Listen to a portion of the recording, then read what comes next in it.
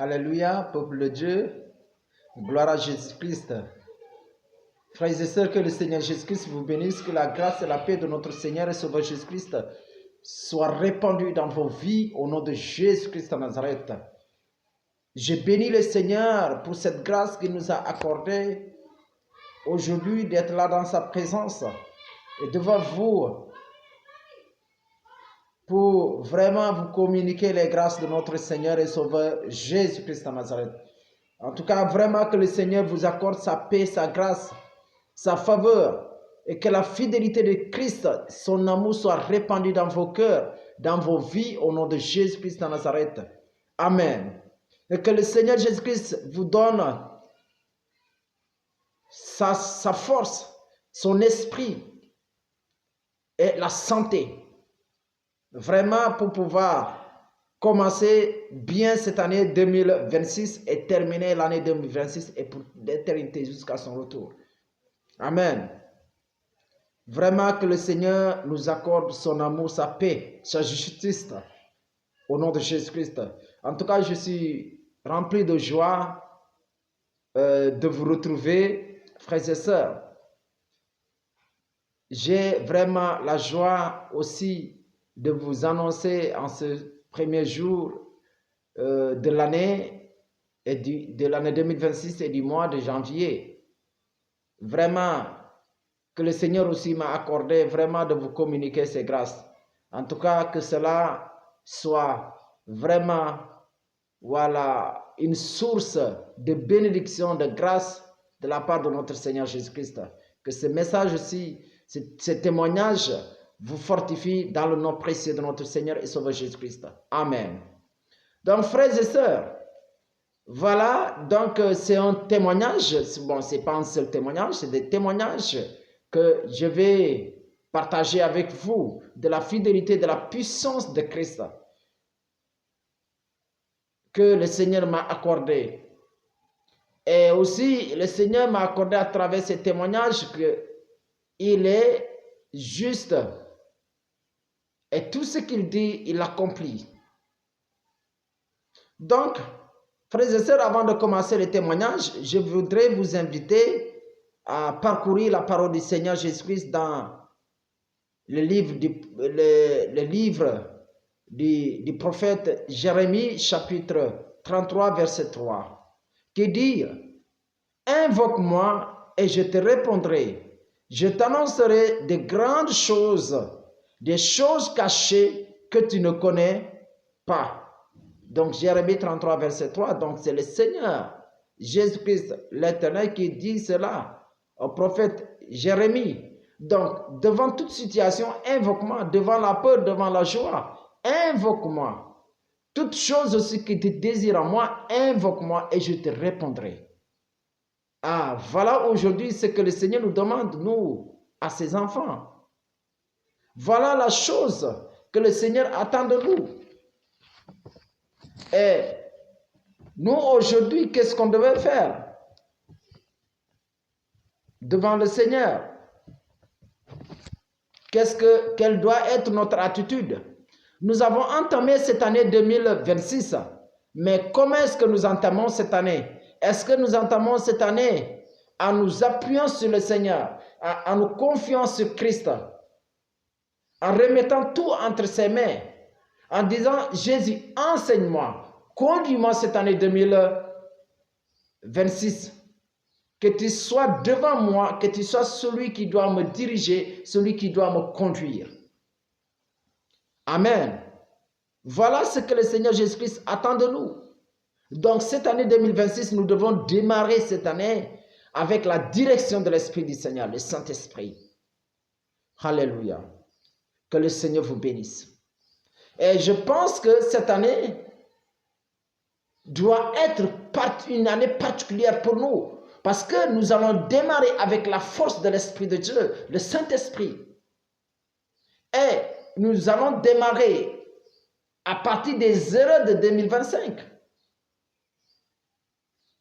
Et nous allons corriger les erreurs de 2025 en nous appuyant sur Christ, en nous appuyant sur le Saint-Esprit pour pouvoir démarrer avec force, succès et terminer dans le succès, dans la force de Christ, l'année 2026. En tout cas, que le Seigneur nous aide à avoir cet esprit, cette vision de démarrer par le Saint-Esprit, au nom de Jésus. Donc, frères et sœurs, et c'est ça. Donc, Dieu attend que nous nous posions des questions pour qu'il puisse nous répondre, pour qu'il puisse nous révéler les choses cachées. Dieu attend que nous nous arrêtions pour dire, ah Seigneur, je m'arrête pour que tu m'enseignes, pour que toi, tu sondes mon cœur, pour que toi, tu révèles les secrets de mon cœur. Ah, les amis, vraiment c'est très important. Voilà pourquoi beaucoup de chrétiens sombrent, beaucoup de chrétiens tombent, beaucoup de chrétiens chutent, parce qu'ils ne se laissent pas conduire par le Saint-Esprit, ils ne se laissent pas conduire par la parole du Seigneur, ils ne se laissent pas conduire par leur intimité avec Christ, ils ne se laissent pas conduire par notre Seigneur et Sauveur Jésus-Christ, par notre Dieu l'Éternel. Et quelqu'un comme ça qui bâtit une chose sans l'Éternel, mais il bâtit en vain, il échoue. C'est l'erreur que beaucoup font pour échouer. Leur année qui échoue, leur marche avec le Seigneur, qu'ils échouent dans leur projet. Parce que leurs projets ne sont pas bâtis dans le nom du Seigneur. Mais tu vas échouer. Parce que le diable, il est là pour tout simplement attendre que tu fasses quelque chose qui détruit. Tu fasses quelque chose sans Jésus-Christ et qui détruit. Mais quand tu fais une chose en bâtissant par le nom de Jésus-Christ, mais tu réussis parce que Jésus est fidèle. Et il est puissant pour nous sauver. Ah, mais les amis, comprenez cela. À partir d'aujourd'hui, mettons cela dans notre tête. Que nous devons démarrer notre année avec force par le nom de Jésus-Christ, par l'Esprit Saint, le Saint-Esprit de Christ.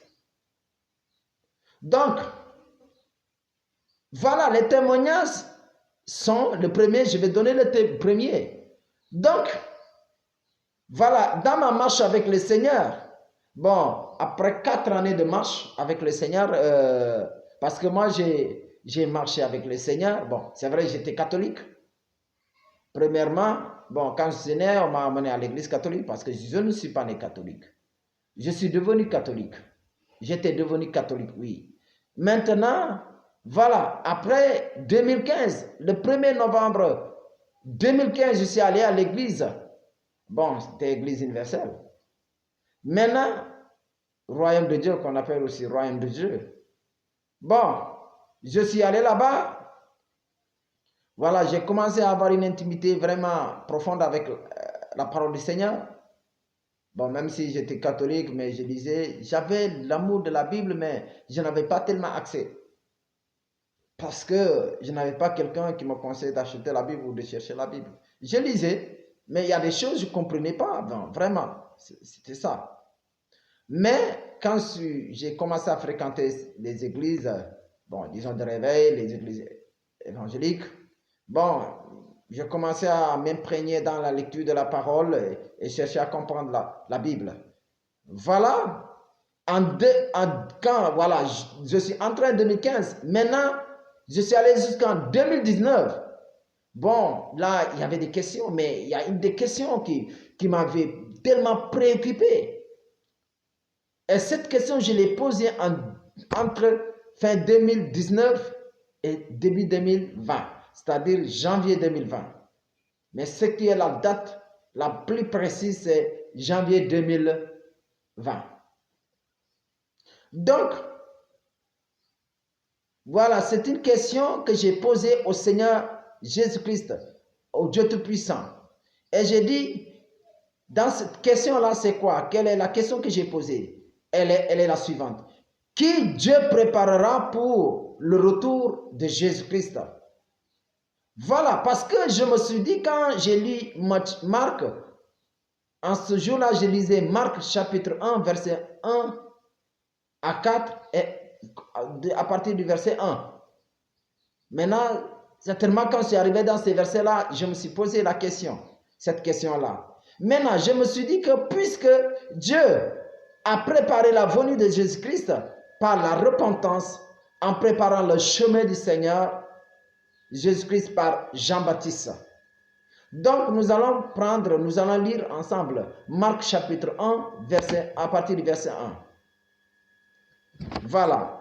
Donc Marc chapitre 1, verset 1 dit: Commencement de l'évangile de Jésus-Christ, Fils de Dieu, selon ce qui est écrit dans Ésaïe le prophète. Voici, j'envoie devant toi mon messager, qui préparera ton chemin. C'est la voix de celui qui crie dans le désert: préparez le chemin du Seigneur, aplanissez ses sentiers. Maintenant, nous allons prendre le verset 4. Il dit: Jean parut, baptisant dans le désert et prêchant le baptême de la repentance pour la rémission des péchés. Maintenant, on va au verset 7. Verset 7 dit: Il prêchait, disant: Il vient après moi celui qui est plus puissant que moi, et je ne suis pas digne de délier en me baissant la croix de ses souliers. Verset 8 dit: Moi je vous baptise d'eau, lui il vous baptisera du Saint-Esprit. Donc Jean ici, il faisait la présentation du Messie, du Sauveur, de loin de Dieu, du Christ. Donc il a préparé le peuple à recevoir Jésus-Christ, à recevoir le Sauveur, à recevoir Christ. Maintenant, moi, quand je suis arrivé là, je me suis dit, bon, maintenant, puisque Dieu a préparé Jean-Baptiste pour la venue de Christ, maintenant, pour le retour de Christ, qui Dieu va préparer? J'ai posé cette question à Dieu. Mais, à ma connaissance, je n'avais pas la réponse. Bon, peut-être aussi le Seigneur m'avait répondu après et que je n'avais pas compris ou bien je n'étais pas très disposé, je ne sais pas. Mais à ma connaissance, je n'avais pas la réponse. Donc imaginez depuis 2020. Et de temps en temps, j'ai toujours cette question. Parce que aussi, par rapport à cette question, aujourd'hui j'entends des églises, des pasteurs dire que ils sont l'église du réveil, l'église qui prépare le retour, la venue du Seigneur, le retour de Christ. Bon, même si je n'étais pas tellement d'accord, parce que je me disais que ils ne sont pas les seuls envoyés, ils ne sont pas les seuls envoyés, ils ne sont pas les seuls serviteurs de Jésus-Christ. Il y en a plusieurs dans tous les pays, partout. Il y en a plusieurs serviteurs de Jésus-Christ qui annoncent le véritable évangile de Jésus-Christ. La parole du Seigneur, la sainte doctrine de Christ. Le Saint Évangile, et voilà. Donc, est-ce qu'ils ont raison? Je dis non, forcément c'est faux parce que Jésus n'a pas un seul serviteur sur la terre. Non. Donc, c'est un problème. Ça pose problème. Cette façon d'agir, de réagir, de parler, c'est une erreur. Bon, je ne sais pas comment je vais qualifier cette attitude, mais ce n'est pas correct. Et ce n'est pas sage. Et puis, le Saint-Esprit aussi ne peut pas permettre à un homme de Dieu de dire ça. Ah oui. Parce que quelqu'un qui a le Saint-Esprit et la sainteté, et la sainteté, c'est avoir la crainte de la réputation de Dieu. Et ça, la sainteté aussi. Mais donc, maintenant, si on dit une chose pour faire mal à la réputation de Dieu, c'est qu'il y a problème. Et on prétend être dans la sainteté, c'est qu'il y a problème. Ou sinon, le Saint-Esprit nous corrige automatiquement. Bon, maintenant, si cet homme de Dieu-là est humble, il va revenir sur ce qu'il dit. Amen. Ah, voilà, ça me rappelle de quelque chose même. Et certainement que je vais parler. Dieu me parle de quelque chose que je dois aussi corriger. Voilà, c'est par rapport à l'écho de la paix. L'écho de la paix que j'ai donné sur la vidéo, une des vidéos que j'ai déjà données, c'est après le Seigneur m'a enseigné que l'écho de la paix, là, ce n'est pas la monnaie. C'est Christ, c'est Jésus qui est l'écho de la paix. Parce que effectivement, je n'avais pas compris, je n'avais pas très bien compris quand j'ai reçu cette parole. Et j'ai demandé des gens, ils m'ont dit l'écho, bon, c'est une monnaie. Bon, c'est à partir de là aussi que j'ai dit. Au lieu de me retourner vers le Seigneur pour qu'il m'enseigne, je ne l'ai pas fait. Ah, les amis, ce sont les erreurs que nous faisons. Hein. C'est vraiment dommage. C'est vraiment dommage. Donc, je pense vraiment, par la grâce du Seigneur, rectifier l'erreur. Que le Seigneur nous bénisse. Parce que le diable, il voulait m'empêcher de dire de rectifier l'erreur. Mais Dieu m'a accordé aujourd'hui cette grâce. Il y a un temps pour toutes choses. Oui. Alléluia. Que le Seigneur vous bénisse. Et que le Seigneur nous donne cette grâce, cette humilité, de nous revenir en arrière et suivre la voie de Christ. Et non pas la voie de la perdition. Amen. Voilà ça, le problème. Maintenant, et depuis 2020, ou bien fin 2019, jusqu'en 2025, j'ai eu la réponse. Donc, j'ai eu la réponse le dimanche 9 novembre 2025, pendant la prédication. Donc, pendant que je prêchais, ah oui, voilà, et le message que je donnais, c'était la repentance. Je prêchais sur la repentance, excusez-moi. Donc, quand je prêchais sur la repentance, après, l'Esprit m'a amené à ça, cette question que j'avais posée. Et j'ai dit, mais je me rappelle que j'ai posé une question. Je me suis posé une question une année, et j'ai posé cette question au Seigneur Jésus-Christ. Une année, je ne sais pas, j'ai dit ça dans la prédication quand je prêchais. Je ne sais pas si c'est vers 2019 ou vers fin 2019 ou début 2020. Mais je me rappelle. J'ai noté ça, mais je ne sais pas c'est où. Maintenant, après j'ai dit, et la question c'était quoi? C'était de savoir qui Dieu a préparé pour le retour de Jésus-Christ. Maintenant, quand je me suis posé, j'étais triste. J'ai dit, je cherche je me suis rebattu au Seigneur. Et là, j'ai entendu la voix qui me dit, c'est le Saint-Esprit. Donc, Dieu va préparer le retour de Christ par le Saint-Esprit. Donc, et voilà ici la réponse qui m'a été dite. Donc, c'est là que j'ai entendu, c'est le Saint-Esprit. Amen. Voilà, parce que quand nous allons à Joël chapitre 2, Joël chapitre 2, verset 28 nous dit, après cela, je répandrai mon esprit sur toute chair. Vos fils et vos filles prophétiseront, vos vieillards auront des songes et vos jeunes gens des visions. Donc après cela veut dire, dans la nouvelle alliance, le Seigneur va répandre son esprit sans mesure dans la chair, dans le temple humain que Dieu a fait sur nous. Il va répandre son esprit et son esprit va nous enseigner, son esprit va nous révéler toutes choses. Il n'y aura plus de secret si on se rattache véritablement au Seigneur Jésus-Christ. Il n'y aura pas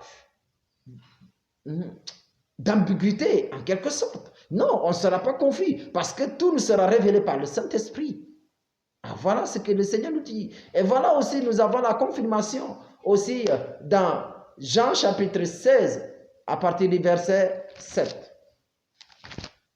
Jean chapitre 16 à partir du verset 7 au verset 14. Je vais lire la parole du Seigneur. Cependant, je vous dis, c'est le Seigneur Jésus qui dit, cependant, je vous dis la vérité.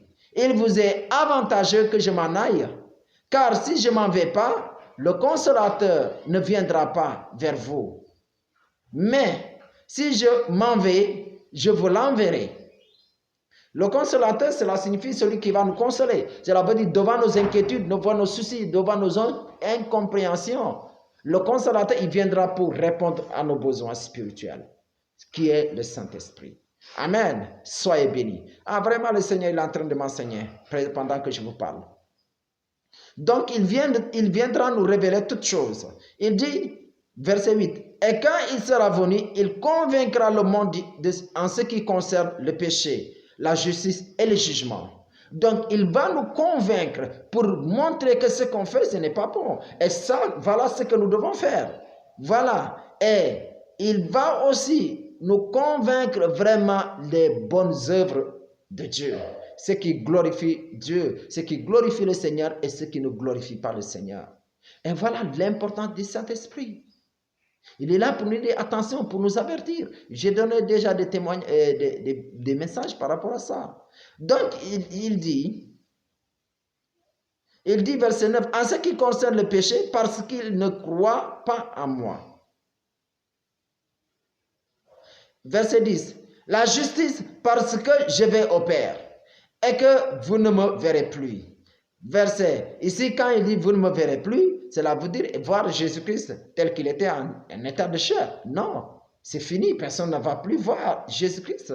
Ah oui, il est en train de m'enseigner puissamment, je vous le dis. Ah, le Seigneur vraiment il est en train de m'accorder la grâce. Et que le nom du Seigneur Jésus-Christ soit béni. Donc tel que tu me vois, personne ne va plus voir Jésus-Christ tel que les apôtres. L'apôtre Pierre l'avait vu, l'apôtre Jean, l'apôtre Jacques. Et les apôtres Jacques. Tel qu'ils le voyaient en état de chair, non, ils ne vont plus le voir dans cet état. Non, il nous est réservé de voir Jésus-Christ tel qu'il est après la mort. Et quand on sera mort, par la gloire et dans la gloire de Jésus-Christ. Oui, et c'est pourquoi ici verset 10 dit, la justice parce que je vais au Père et que vous ne me verrez plus. Et aujourd'hui, nous voyons Jésus-Christ par sa lumière, son éclat qu'on voit. On ne peut pas voir son corps. Le corps de Christ, non, ce n'est pas possible. C'est l'éclat. On ne peut pas dire que Jésus-Christ, il est de telle couleur, de telle couleur. Non, ce n'est pas vrai. Non. On ne peut pas voir son corps. Ce n'est pas possible. On ne peut pas aussi voir le visage. Si quelqu'un dit Jésus-Christ, il est de cette couleur, ce n'est pas Jésus-Christ qui l'a vu. Certainement, c'est Jésus-Christ film. C'est Jésus, l'acteur de Jésus-Christ, qui a joué le film de Jésus-Christ. Oui, certainement, c'est lui qui l'a vu. Le diable utilise cet acteur-là pour tromper les gens. Parce que le diable est le menteur. Il est très rusé. C'est le malin. C'est le distracteur. Il distrait seulement les gens. Pour que les gens restent prisonniers du mensonge et de la confusion. Amen.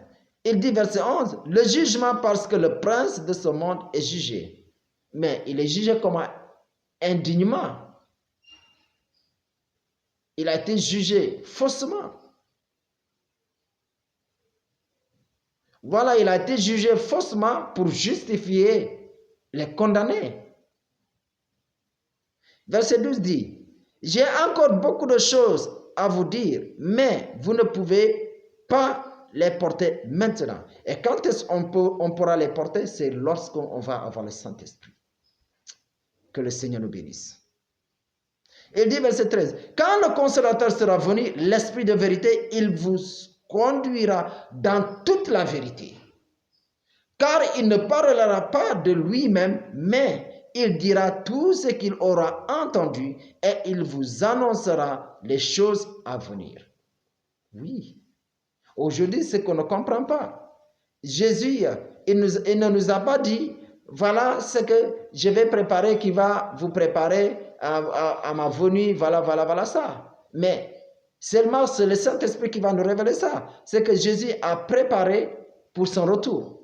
Ce qu'il a disposé pour que nous soyons vraiment prêts à l'accueillir.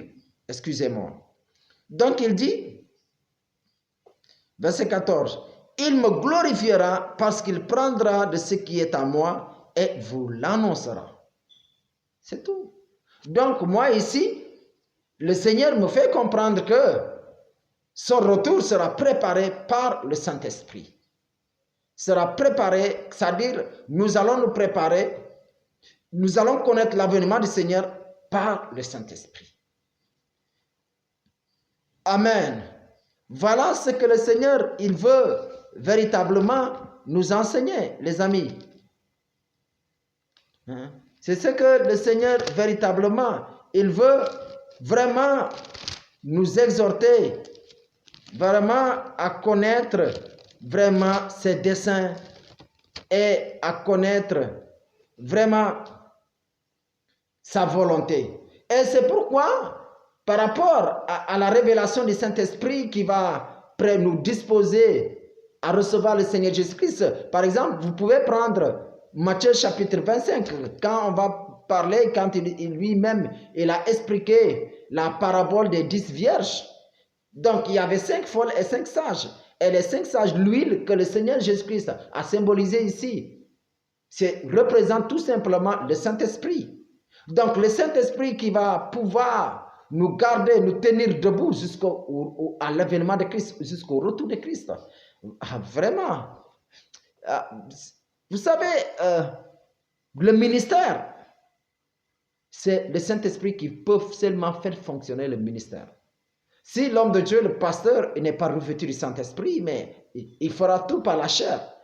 Et quand on fait tout par la chair, mais c'est l'échec. Vous allez faire le ministère dans la chair, selon la volonté de la chair. Et quand on parle de la volonté de la chair, c'est qu'il y a la main du diable là-bas, de l'ennemi. Mais c'est par l'esprit. Le diable, il ne peut pas corrompre l'esprit. Non, ce n'est pas possible. Et quand il ne peut pas corrompre l'esprit, c'est que tout va se faire dans la gloire et par la gloire de Jésus-Christ. Que le Seigneur vous fortifie, que la grâce et la paix de notre Seigneur soient répandues dans vos cœurs. Et qu'à travers cette révélation aussi, le Seigneur vous fortifie, qu'il vous relève en cette année 2024 pour marcher par l'Esprit, dans la foi en Jésus-Christ, dans notre marche avec lui. Amen. Donc, et le deuxième témoignage, quand j'ai commencé le ministère en 2022, beaucoup plus précisément parce que j'ai commencé véritablement le ministère en 2022. Donc, j'ai commencé fin 2021, comme ça, voilà, dans les préparatifs, voilà, jeûne et prière, tout ça là. Bon, maintenant en 2022, on a commencé le premier culte en 2022. Donc, 2021, vers fin 2021, j'ai prié seulement pour les gens. Mais le premier culte a été fait en février 2000. Voilà, je crois que c'était le 22 ou 27 février, quelque chose comme ça. 2022. Donc, quand j'ai commencé le ministère, bon, maintenant ici, ça doit être février, mars, quelque chose, mars, avril, comme ça. Donc, un jour, j'ai reçu ça, ce mot-là dans mon portable, comme ça, hasardement, hein, c'est un mot que j'ai vu comme ça. Après, j'ai regardé étanchéité, j'ai consulté dans le dictionnaire, j'ai vu ça, étanchéité. C'est pas moi qui ai écrit, je ne sais pas. Mais après, c'est comme un ange. Quand j'ai vu ça, le mot, c'est comme quelque chose me dit, c'est un ange qui a écrit ça pour toi. Après, j'ai vu étanchéité. Bon, j'ai lu, j'ai cherché, et effectivement, j'ai trouvé que c'est vraiment le caractère de ce qui est étanche. Donc, quand j'ai trouvé dans le dictionnaire, c'est écrit caractère de ce qui est étanche. Et maintenant, après, dans les recherches, j'ai cherché à savoir c'est quoi, ce qui signifie étanche. Donc, là aussi, j'ai trouvé 3 définitions d'étanche. Première définition, c'est quelque chose qui ne laisse pas passer les liquides ou les gaz. Donc, c'est comme une imperméable, voilà, qui ne laisse pas passer l'eau, en quelque sorte. Hein? Voilà, donc quelque chose qu'on met quelque part pour ne pas que le gaz passe ou bien l'air passe, ou bien les liquides. Donc, deuxième signification, donc c'est quelque chose qui résiste à une immersion, qui ne laisse passer rien. Donc, troisième définition, donc c'est quelque chose qui ne laisse pas passer, qui ne se laisse pas influencer par les éléments extérieurs. Bon, ici, moi, je vois que ça me concernait tellement que, parce que moi, ma marche avec le Seigneur, c'est la parole ou rien. Donc, il n'y a pas une autre interprétation. Non, non, non, non, ce que le Seigneur a dit, c'est ça qui est vrai. C'est tout. Et je me rappelle dans les 12 recommandations que le Seigneur nous dit, c'est tout ce que Jésus-Christ a dit est vrai. Donc, toute sa parole est vraie. C'est ça. Il n'y a pas une onde de variation. Non. Donc, l'ange avait écrit cela pour signifier que mon caractère est ça et il doit toujours être ça. Cela veut dire que je ne dois pas me laisser vraiment influencer par les éléments extérieurs. Quelle que soit la doctrine, je dois pouvoir résister. Une fausse doctrine, je dois la résister jusqu'au sang. Oui, c'est ça que ça signifie. Oui. Je dois lutter jusqu'à la mort pour défendre l'évangile, tel que les apôtres l'ont fait. Matthieu, voilà, Philippe, Jacques, Jean, Pierre, Paul et les autres serviteurs, Timothée, tous ces gens-là qui sont restés fidèles à l'évangile, l'apôtre Jean, qui sont restés fidèles à l'évangile de Christ. Amen. Gloire à Jésus, que le Seigneur nous bénisse. Donc ici, synonyme d'étanche, c'est hermétique. Donc, quand on dit fermer hermétiquement, c'est pour que rien ne sorte, que ce soit l'air, que rien ne sorte. Gloire à Jésus. Donc, imperméable. Donc, c'est quelque chose qui est imperméable, c'est-à-dire qui ne laisse pénétrer rien du tout. Donc, nous allons prendre Marc chapitre 13, verset 13. Marc 13, verset 13 dit: « Vous serez haïs de tous à cause de mon nom, mais celui qui persévérera jusqu'à la fin sera sauvé. » Donc ici, qu'est-ce que Jésus veut nous dire? Il veut nous dire qu'on doit être hermétique, qu'on doit être ferme dans la foi, qu'on ne laisse rien nous ébranler pour dévier la volonté du Seigneur. Oui, c'est ça la foi. Notre foi doit être ferme. On doit tenir ferme dans la foi. On doit être convaincu de l'appel. Et c'est ce que les apôtres ont fait. Aujourd'hui, par exemple, ce qui se passe au Nigeria, il y a des chrétiens qu'on tue, et des chrétiennes qu'on tue pour leur foi. Parce qu'ils aiment Jésus. Ils ont dit qu'ils préfèrent mourir pour Christ. Et ce n'est pas seulement au Nigeria, partout. Les chrétiens sont persécutés. Les vrais chrétiens. Et c'est ce que la Bible aussi nous a dit dans les épîtres, que celui qui veut vivre pieusement sa foi, mais qu'il sache qu'il sera persécuté. Oui, donc nous sommes avertis. Ah, vraiment que le Seigneur nous donne cette force. Amen. Gloire à Jésus. Donc vous pouvez retrouver ça dans Matthieu chapitre 10, verset 22, Luc chapitre 21, verset 19, Apocalypse chapitre 2, verset 7 et 10. Donc nous allons prendre 1 Pierre chapitre 5. Nous allons aller à 1 Pierre chapitre 5. Et nous allons prendre 1 Pierre chapitre 5. Nous allons prendre versets 8 et 9. Amen. Gloire à Jésus. Donc 1 Pierre chapitre 5 verset 8 dit: « Soyez sobres, veillez.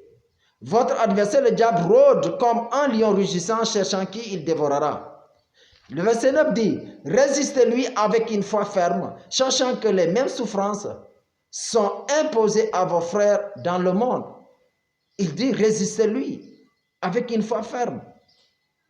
Donc, résistez-lui parce qu'il nous fait souffrir. Donc ici, c'est être hermétique, être imperméable. Cela veut dire être étanche, avoir un caractère étanche. Cela veut dire que, quel que soit, on doit être prêt à mourir pour l'évangile, pour la foi en Jésus, pour le salut. C'est ça notre paye pour accéder au royaume. La foi ferme. Vous voyez cela? Maintenant, c'est pourquoi aussi, on retourne un peu en arrière, Jacques chapitre 4, verset 7. C'est ce qu'il dit. Au verset 7 dit: « Soumettez-vous donc à Dieu, résistez au diable et il fuira loin de vous. » Mais le diable, quand il comprend que en persécutant les chrétiens, ils croient plus, ils sont sauvés. En tuant, ils sont sauvés. Mais il va changer de stratégie. Et voilà pourquoi aujourd'hui, le diable cherche à corrompre les gens. Amen. Que le Seigneur nous bénisse. Et que véritablement, vous pouvez aussi voir ça, Ephésiens chapitre 4, verset 27. Donc, frères et sœurs, nous sommes avertis sur toutes choses. Vraiment que le Seigneur nous donne la force de pouvoir tenir ferme dans la foi, dans la marche avec lui. Que le Seigneur te fortifie. Que la grâce et la paix de notre Seigneur et Sauveur Jésus-Christ soient répandues dans vos cœurs. Que la gloire de Jésus, que le Seigneur te communique sa force, sa puissance et qu'il te délivre de toute chaîne. Qu'il brise les chaînes de l'ennemi au nom de Jésus. Et que sa paix, son amour soient répandus dans ta vie. Amen. Voilà donc, c'était prophète Joseph Sambou de l'église évangile de la gloire de Jésus-Christ. Donc actuellement, je suis à Dakar. Par la grâce du Seigneur, c'est là-bas que le Seigneur m'a envoyé en mission. Maintenant, je ne suis pas en Casamance. Donc, je suis à Dakar. Par la grâce du Seigneur, soyez fortifiés dans le nom de Jésus-Christ. Donc, si vous avez besoin de mes contacts, vous pouvez aller là-bas ou vous pouvez me consulter sur YouTube et je vous donnerai mon numéro. Ou bien vous avez là-bas aussi mon numéro. Soyez bénis. À la prochaine. Au nom de Jésus-Christ. Amen.